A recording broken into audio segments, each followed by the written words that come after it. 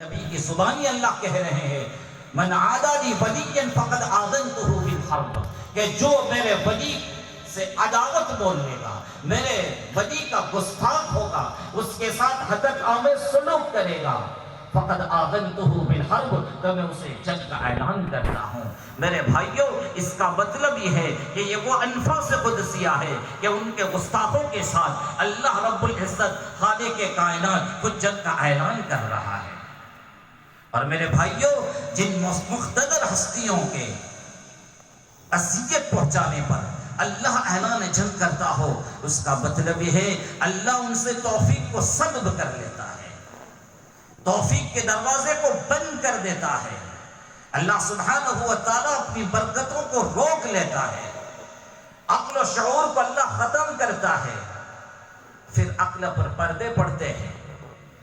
اور جنس کے ساتھ اللہ تبارک و تعالیٰ محاربے پر آ جائے، اس کا ناستی ستیہ ناس ہوتا ہے، انسان پھر سوء خاتمے کا خطرہ لگا رہتا ہے۔ اسی وجہ سے مولا علی قاری رحمۃ اللہ علیہ فرماتے ہیں کہ اولیاء اعظام اور بزرگان دین کو اذیت پہنچانے سے بچو، اس لیے کہ جو اللہ کے مقرب بندوں کو ستاتا ہے اور جو ان کو اذیت پہنچاتا ہے، اس کے لیے سوء خاتمے کا اندیشہ قوی رہتا ہے۔ اور دیکھو میرے بھائیوں، آپ ذخیر احادیث کو کھنگال کر دیکھیے، کتابوں کی مراجعت اور احادیث کی تجسس کے بعد اور تفتیش کے بعد اور تحقیق کے بعد آپ کو ملے گا کہ دو طرح کے گناہ ایسے ہیں کہ جس کے باب پہ اللہ رب العزت نے اعلان جنگ کی وعید سنائی۔ صرف دو گناہ، ایک ہے سود کا گناہ اور دوسرا اولیاء اللہ کو ایذا پہنچانے کا گناہ۔ یہ دو گناہ صرف ایسے ہیں جس کی بابت اللہ تبارک و تعالیٰ نے اعلان جنگ کی وعید سنائی ہے۔ سود کا گناہ یہ بھی بڑا سنگین گناہ ہے، بہت بڑا جرم ہے۔ اسی طرح اللہ کے ولی کو ستانا اور اس کے ساتھ عداوت و بغض رکھنا، یہ بھی اتنا خطرناک اللہ کی نگاہ میں جرم ہے کہ اللہ کے غضب کو للکارنے والا یہ عمل ہے۔ اللہ فرماتے ہیں میں اس کے لیے اعلان جنگ کرتا ہوں۔ اور میرے بھائیوں، یہ اولیاء اعظام اپنی عبادات اور ریاضات کی وجہ سے اللہ کا قرب خاص حاصل کرتے ہیں، وہ بارگاہ اعزدی میں اپنا مقام بناتے ہیں، یہاں تک کہ وہ صفات رب کے دنیا میں مظہر بن جاتے ہیں۔ چنانچہ حدیث پاک میں آتا ہے، میرے اور آپ کے آقا تاجدار مدینہ صلی اللہ علیہ وسلم کے لسان نبوت سے جاری ہونے والے کلمات، اور یہ بھی حدیث قدسی ہیں، لا یزال عبدی یتقرب الیہ بالنوافل حتی احببتہ فاذا احببتہ فکنت سمعہ الذی یسمع بہ وَكُنْتُ بَصَرَهُ الَّذِي يَبْصُرُ بِهِ وَكُنْتُ يَدَهُ الَّتِي يَبْطِشُ بِهَا وَكُنْتُ رِجْلَهُ الَّتِي يَمْشِي بِهَا، او کما قال صلی اللہ علیہ وسلم۔ میرے بھائیو، حدیث قدسی اللہ تبارک و تعالیٰ خود فرماتے ہیں، اپنی نبی کی زبانی اللہ فرما رہے ہیں، کیا فرماتے ہیں؟ میرے کچھ بندے ہیں جو نوافل کے ذریعے میرا قرب حاصل کرتے ہیں، اور جب وہ میرا قرب حاصل کر لیتے ہیں میں خوش ہو جاتا ہوں، میں ان سے راضی ہو جاتا ہوں، فَأَحْبَبْتُهُ، میں ان سے محبت کرنے لگتا ہوں، انہیں اپنا محبوب بنا لیتا ہوں۔ فَإِذَا أَحْبَبْتُهُ، آگے اللہ فرماتے ہیں جب میں ان کو اپنا محبوب بنا لیتا ہوں، اپنا چہیتا بنا لیتا ہوں، تو اللہ فرماتے ہیں میں اس کے سماعت بن جاتا ہوں، اس کا کان بن جاتا ہوں جس سے کہ وہ سنتا ہے۔ جب میں اسے اپنا محبوب بنا لیتا ہوں تو پھر میں اس کی آنکھ بن جاتا ہوں جس سے کہ وہ دیکھتا ہے۔ جب میں اسے اپنا محبوب بنا لیتا ہوں تو ایسا قرب عطا کرتا ہوں کہ پھر میں اس کا ہاتھ بن جاتا ہوں جس سے وہ کسی چیز کو چھوتا اور پکڑتا ہے۔ جب میں اسے اپنا گرویدہ، اپنا محبوب بنا لیتا ہوں، اپنے یہاں ایک خاص مقام عطا کرتا ہوں، اللہ فرماتے میں اس کا پاؤں بن جاتا ہوں جس پاؤں سے وہ چلتا ہے۔ یعنی میرے بھائیوں، کیا مطلب؟ وہ بندہ اللہ کا ایک قرب کا مقام حاصل کرتا ہے کہ اللہ فرماتے ہیں میں اس کا کان، اس کی آنکھ اور اس کا ہاتھ، اس کے پاؤں بن جاتا ہوں۔ اس کا مطلب قطعاً آپ یہ نہ سمجھیں کہ پھر اللہ بندہ بن گیا، اس لیے کہ جب اللہ بندے کا کان، اللہ بندے کا ہاتھ، بندے کا پاؤں، بندے کی آنکھ تو آپ اس کا مطلب یہ نہ نکالے کہ پھر اللہ بندہ بن گیا، یہ کفر ہے۔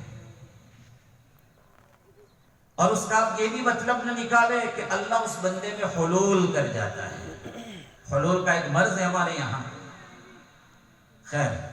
تو اس کا آپ یہ بھی مطلب نہ نکالے کہ اللہ اس میں حلول کر جاتا ہے، یہ شرک ہے۔ نہ تو اللہ بندہ بنتا ہے، نہ بندہ اللہ بنتا ہے، نہ اللہ بندے میں حلول کرتا ہے۔ اس کا مطلب یہ ہے کہ بندہ صفات رب کا دنیا میں مظہر بنتا ہے۔ کیا مطلب؟ اس کو سمجھو۔ اس کا مطلب یہ ہے، فار ایگزامپل مثال سے میں سمجھاتا ہوں کہ یہ آفتاب جگمگاتا ہوا، کائنات عالم کو روشنی فراہم کرنے والا یہ سورج دوپہر میں جب وہ اپنی روشنی بکھیر رہا ہو اور اس کے سامنے کوئی بندہ آئینہ رکھ دے تو اس آئینے میں پورا سورج آپ کو نظر آتا ہے کہ نہیں؟ پورا سورج آپ کو آئینے میں نظر آئے گا۔ تو کوئی یہ نہیں کہہ سکتا عقل مند کہ آئینے میں جو سورج نظر آ رہا ہے گویا کہ وہ سورج آئینہ بن گیا یا آئینہ سورج بن گیا، ایسا نہیں۔ اور آپ یہ بھی نہیں کہیں گے، عقل رکھنے والے انسان یہ نہیں کہیں گے کہ یہ سورج حلول کر گیا آئینے میں، گویا آسمان سے اتر کر آئینے میں داخل ہو گیا، یہ بھی نہیں کہیں گے، بلکہ یہ اس کا عکس ہے۔ اور یہ آئینہ اس سورج کا مظہر بنا، سورج کا کیا بنا؟ مظہر بنا، ہے نا؟ تو بالکل اسی طرح یہ اللہ کے ولی جب نوافل کے ذریعے اللہ کا قرب، ریاضات اور عبادات کے ذریعے اللہ کا قرب حاصل کرتا ہے، اللہ کی صفات کا مظہر بنتا ہے، اللہ کی صفات کا مظہر بنتا ہے، پھر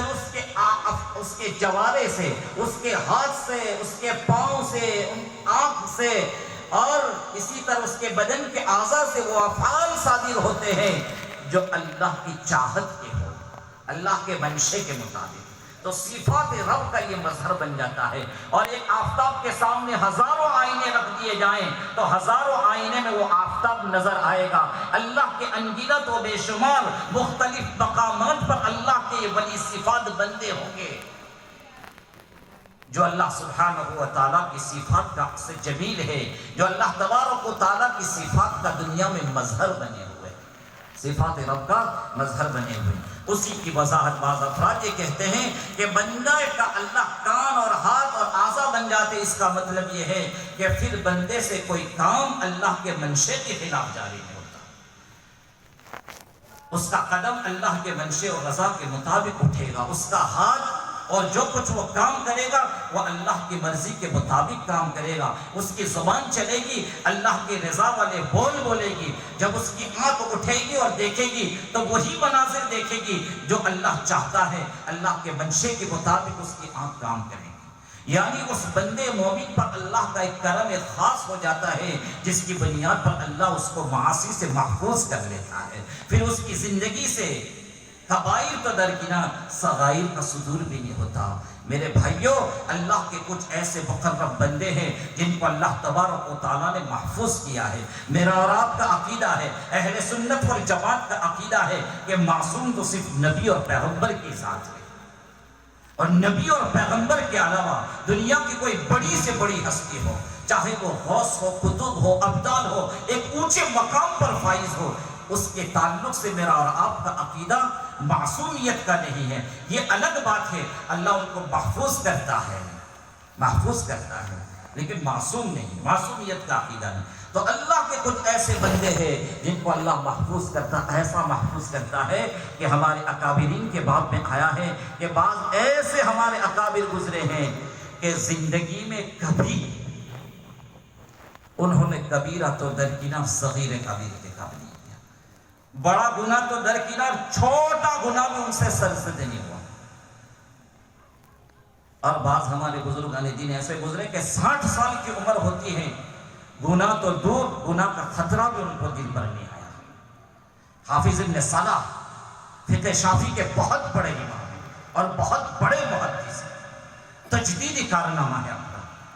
جو علماء حضرات یہاں سٹیج پر براجمان ہیں وہ جانتے ہیں ان کی شخصیت کو، ان کے تعلق سے میں نے خود پڑھا ان کے تراجم میں کہ وہ خود فرماتے ما فعلت صغیرۃ قط، کہ میں نے زندگی میں کبھی چھوٹا گناہ نہیں کیا، زندگی میں کبھی چھوٹا گناہ نہیں کیا. اسی وجہ سے ان کے باب میں آتا ہے وَعِنْدَ قَبْرِهِ الدُّعَاءُ مُسْتَجَابٌ کہ ان کی قبر کے پاس